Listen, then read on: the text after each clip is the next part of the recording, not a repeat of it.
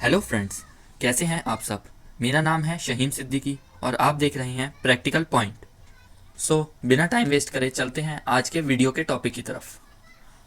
आज के वीडियो का टॉपिक है करंट वर्सेस वोल्टेज या difference between current end voltage. ये बहुत ही सिंपल टॉपिक है और आप में से बहुत सारे लोगों को पता भी होगा कि करंट वोल्टेज क्या होती है, लेकिन जब इसके डिफरेंस की बात आती है तो अक्सर बच्चे कंफ्यूज हो जाते हैं। तो आज मैं वही डिफरेंस आपके आगे क्लियर करने की कोशिश करूंगा। बहुत ही सिंपल डिफरेंस है, आप सभी को पता होगा, लेकिन फिर भी मैं क्लियर करने की कोशिश करूंगा ये। Let's get started. अब सबसे पहले करंट की डेफिनेशन आती है। Current is the rate at which electric charge flow at a point in a circuit. In other words, current rate of flow of electric charge.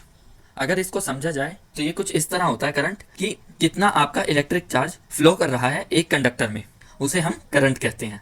अब बात आती है वोल्टेज की। जैसा कि आप ये डायग्राम से देख सकते हैं कि ये चार्ज है, Q चार्ज है और ये इस साइड फ्लो हो रहे हैं और ये A है कंडक्टर का एरिया। तो हमारे ये कितने सारे चार्ज फ्लो हो रहे हैं वही हमारा करंट होता है। अब बात आती है हमारी वोल्टेज की। वोल्टेज हमारी क्या होती है, इसे हम इलेक्ट्रोमोटिव फोर्स भी कहते हैं। ये दो पॉइंट के बीच में जो चार्ज होता है उसका पोटेंशियल डिफरेंस होता है किसी भी इलेक्ट्रिक फील्ड में, या हम इसे आसान लैंग्वेज में कहें तो इसे हम कह सकते हैं एनर्जी पर यूनिट चार्ज।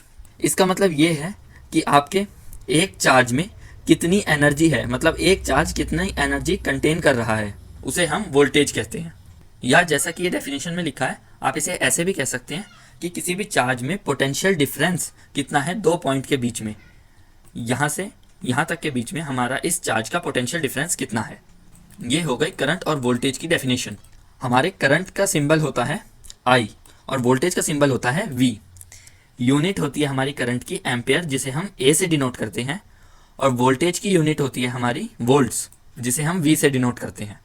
अब करंट और वोल्टेज का आपस में रिलेशन क्या है कि करंट एक इफेक्ट है जो कि वोल्टेज की वजह से होता है। बिना वोल्टेज के करंट नहीं फ्लो होगा। Current can not flow without voltage.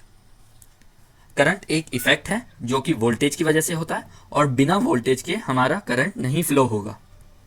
अब वोल्टेज और करंट का रिलेशन देख लेते हैं कि वोल्टेज हमारी एक कॉज है। इधर क्या था, करंट हमारा इफेक्ट था, इधर वोल्टेज हमारी कॉज है जिसका इफेक्ट करंट है, जिसका इफेक्ट करंट है।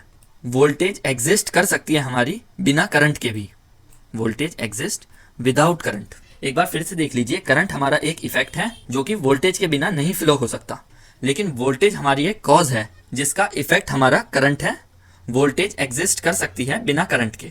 अब चलते हैं अपनी अगली स्लाइड पर। ये तो आप सब जानते ही होंगे कि करंट को हम मेजर करते हैं एमीटर से, या उसका मेजरिंग इंस्ट्रूमेंट एमीटर होता है, और वोल्टेज का मेजरिंग इंस्ट्रूमेंट होता है हमारा वोल्ट मीटर। एमीटर ये डायग्राम में दिखा रखा है, देखिए, ये एक म्यू ए मतलब माइक्रो एम्पियर मेजर करता है, और ये एक वोल्ट मीटर है जो वोल्टेज मेजर करता है।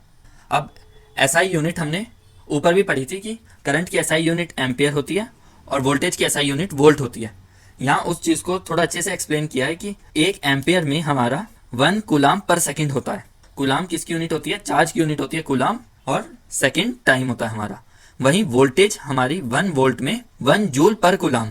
नेक्स्ट चलते हैं। अब करंट हमारा मैग्नेटिक फील्ड जनरेट करता है या मैग्नेटिक फील्ड क्रिएट करता है।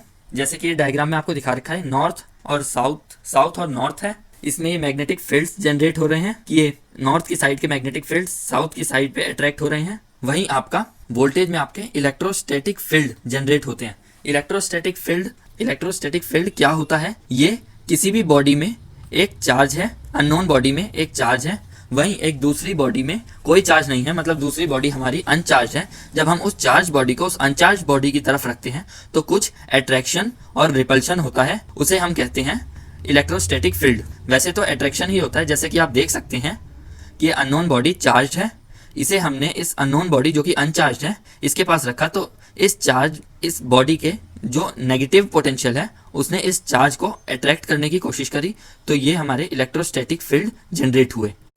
अब चलते हैं अपनी नेक्स्ट स्लाइड पे। किसी भी कंपोनेंट में जो कि सीरीज में कनेक्टेड होते हैं उनके अक्रॉस करंट हमारा सेम रहता है। वहीं वोल्टेज सीरीज कंपोनेंट में डिस्ट्रीब्यूटेड हो जाती है।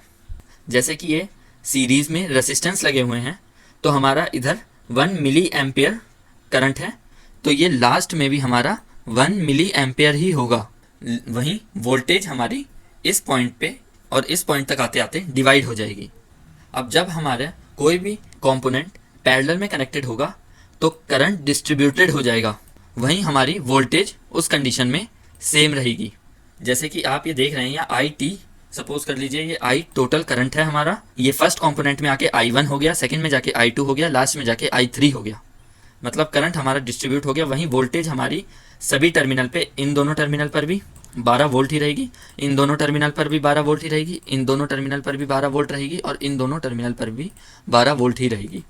तो ये था हमारा बेसिक करंट और वोल्टेज का डिफरेंस। बहुत ही सिंपल सा था, बहुत ही आसान सा था, आप इसे कहीं भी यूज़ कर सकते हैं। और मैंने जैसे शुरू में ही बताया था, आप में से बहुत सारे लोगों को तो पता भी होगा, लेकिन अक्सर डिफरेंस में लोग गलती कर जाते हैं इन्हीं छोटी छोटी बातों की, सीरीज पैरेलल की और मैग्नेटिक फील्ड, इलेक्ट्रोस्टैटिक फील्ड, ये नहीं बता पाते। मेजरमेंट तो चलो खैर सबको पता ही रहता है, एसआई यूनिट सबको पता होती है, लेकिन एसआई यूनिट में अगर हम एम्पेयर को डिफाइन करें, कूलाम और सेकंड की रेशो, या वोल्ट को कंपेयर करें जूल और कूलाम की रेशो, इनके रिलेशन में थोड़ी बहुत कन्फ्यूज़न हो जाती है कि वोल्टेज जब हमारी फ्लो करेगी तो उस टाइम पे करंट नहीं फ्लो करेगा, लेकिन बिना करंट के हमारी वोल्टेज एग्जिस्ट कर सकती है।